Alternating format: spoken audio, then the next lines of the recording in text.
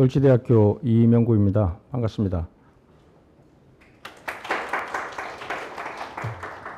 2016년 이후로 최근 5년간 그 사망 만인율이 17, 18년도에 오히려 증가됐다라고 하는 겁니다. 이게 현 정권 정부에서 이 산재 사망을 뭐 반으로 줄이겠다라는 목표가 있었는데 오히려 이렇게 증가되고 있다는 것은 산재 예방 정책의 실효성을 다시 한번 살펴봐야 되는 거 아니냐라는 얘기가 되겠습니다. 그 다음에 사망자 현황을 보면 2018년도에 산업별 사망자 분포가 건설업 제조업이 그 48%를 차지하고 있고요.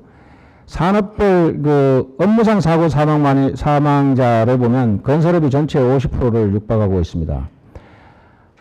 이 산재보험 가입 사업장의 변화를 한번 살펴보시면 최근 5년간에 18년도가 260만 개 사업장이 있습니다. 근데 그 해에 160만 개 사업장이 새로 생겼고 140만 개 사업장이 소멸됐습니다.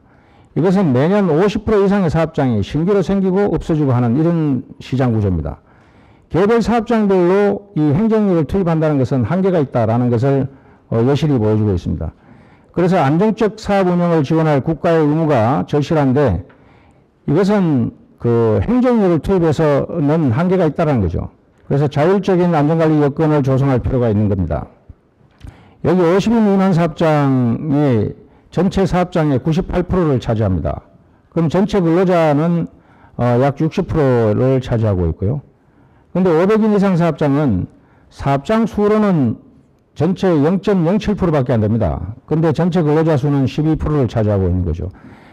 우리는 안전보건 활동은 사업장 단위로 하는 거기 때문에 사업장의 비율이 어떠냐를 초점을 좀 맞춰보실 필요가 있습니다. 그래서 산재 예방 사업의 변화를 필요로 하다라는 이야기고요.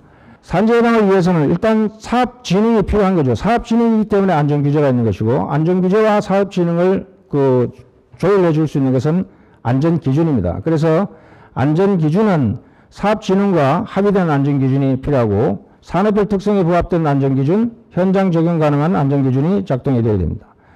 그리고 안전한 제품의 유통 체계가 구축이 되어야 됩니다. 우리가 타워 크레인, 그 다음에 위험 기계기구 등처럼 현장에서는 뭐 가설 기자재 이런 것들이 설계, 생산, 사용 단계, 폐기 단계에 각각 적절한 내용이 있어야 됩니다.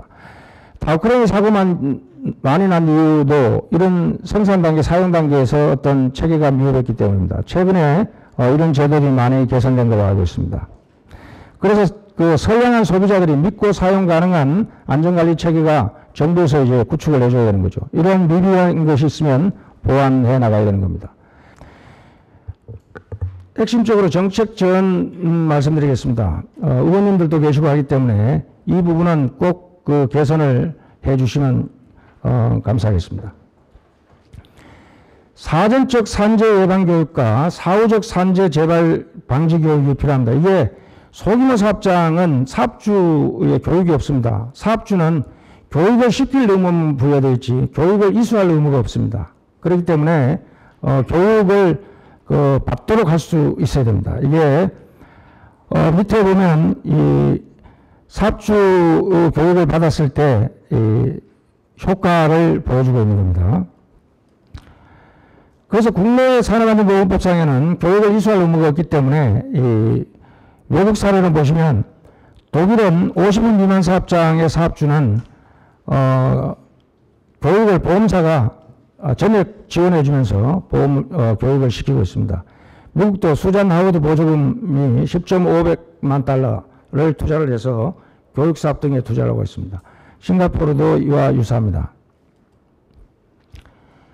안전보건교육사업은 그 분야별로 안전보건 자료 및 미디어 개발해서 사업비의 증액이 필요하고요.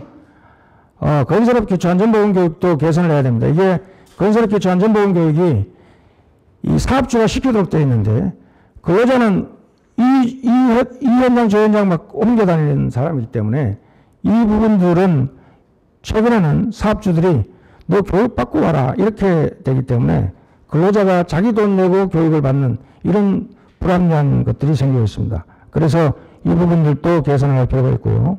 재해는 아무리 예방활동을 많이 해도 사고가 발생되는 경우가 있고 그냥 내깔려놨는데도 불구하고 재해가 발생하지 않는 경우들이 많이 있습니다.